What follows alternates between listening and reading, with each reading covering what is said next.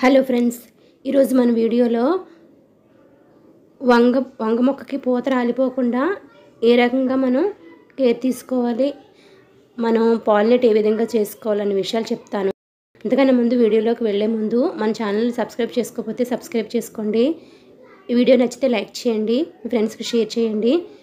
చూడండి, మన గార్డెన్లో ఉన్న వంగ మొక్కలకి ఎంత బాగా పూత వచ్చిందో.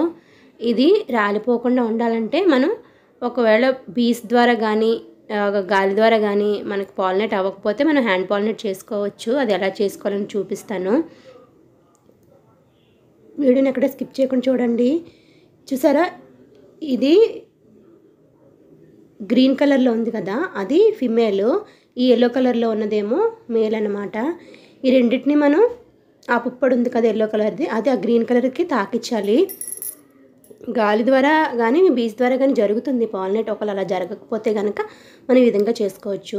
ఇలా చేతితో కానీ లేదా బ్రష్తో కానీ ఇలాగా ఆ ఎల్లో కలర్ పుప్పొడి ఆ గ్రీన్ కలర్ తాగేలా మనం చేయాలన్నమాట. ఈ విధంగా కనుక చేస్తే ఆ ఫ్లవర్ వేస్ట్ అవ్వకుండా పిందిగా మారుతుంది. చూడండి, నేను అది చూసారు ఎల్లో కలర్ ఎలాగా చేతికి అంటుకుందో, అది పుప్పొడి. అది గ్రీన్ కలర్ దానికి తాగేటట్టు చేయాలి.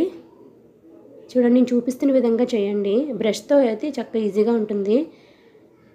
ఆ విధంగా చేస్తే కనుక ఆ ఫ్లవర్ అనేది పిందిగా మారుతుంది అనమాట. ఈ విధంగా కూడా మనం హ్యాండ్ పాలినేట్ చేసుకొని ఫ్లవర్స్ని పిందులుగా మార్చుకోవచ్చు. ఓకే ఫ్రెండ్స్, ఈ వీడియో మీకు నచ్చిందని అనుకుంటున్నాను. Thank you for watching.